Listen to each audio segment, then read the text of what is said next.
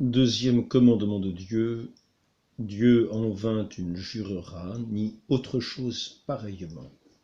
Celui qui a juré de faire une chose défendue n'est pas obligé d'accomplir son serment, car il a commis une faute en faisant ce serment, et il en commettrait une nouvelle en l'accomplissant.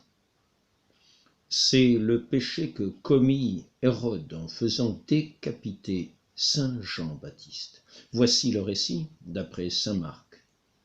Or le roi Hérode entendit parler de Jésus, car son nom était devenu célèbre.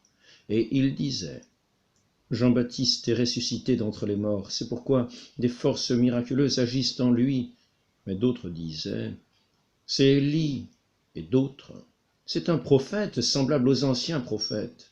Ce qu'ayant entendu le roi Hérode dit: c'est ce même Jean à qui j'ai fait trancher la tête qui est ressuscité des morts.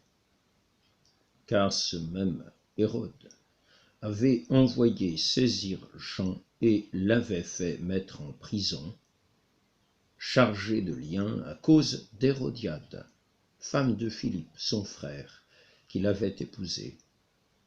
Car Jean disait à Hérode: il ne vous est pas permis d'avoir la femme de votre frère.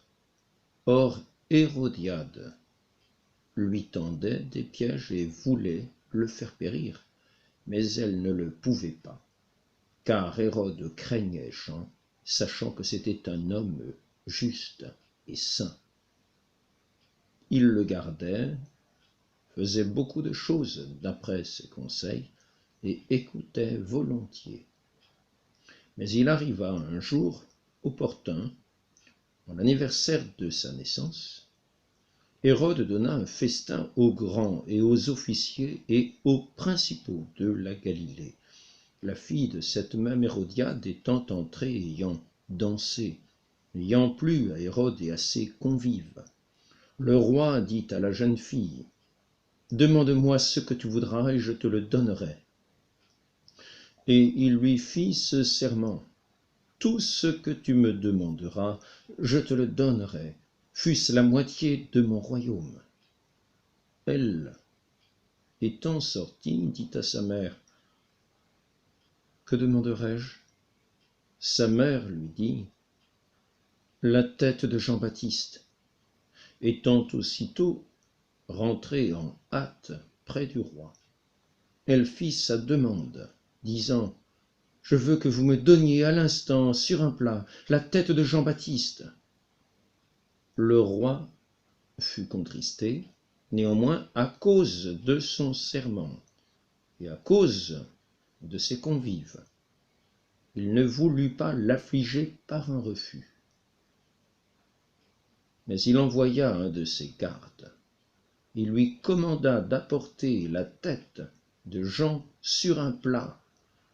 Et ce garde trancha la tête de Jean dans la prison. Et il l'apporta sur un plat et la donna à la jeune fille. Et la jeune fille la donna à sa mère. L'ayant appris, les disciples de Jean vinrent et prirent son corps et le déposèrent dans un tombeau.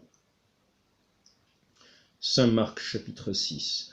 Blasphémer, troisièmement, blasphémer, c'est dire des paroles injurieuses à Dieu ou au saint, et en particulier profaner le saint nom de Dieu.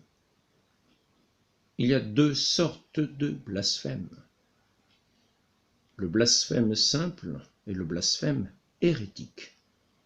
Le blasphème simple est une parole injurieuse à Dieu, mais qui ne renferme rien contre la foi, comme de maudire ou de prononcer avec mépris le saint nom de Dieu.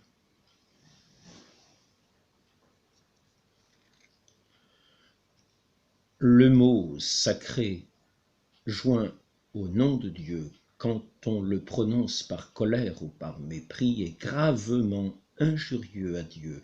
C'est comme si l'on disait: maudit soit le nom de Dieu, ce qui est un horrible blasphème. Le blasphème hérétique est une injure qui, outre le mépris de Dieu, contient une erreur contre la foi, comme de dire par exemple que Dieu n'est pas juste, qu'il ne s'occupe pas de nous. Le blasphème hérétique, quand on le prononce avec réflexion, est toujours un péché mortel.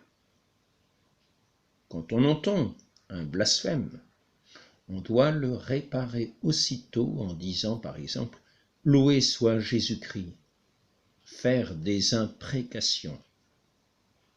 C'est prononcer des malédictions contre soi-même, contre le prochain ou contre quelque créature. On jure avec imprécation lorsqu'en jurant, on se souhaite du mal à soi-même et aux autres, par exemple, en disant « Je veux mourir si cela n'est pas vrai ».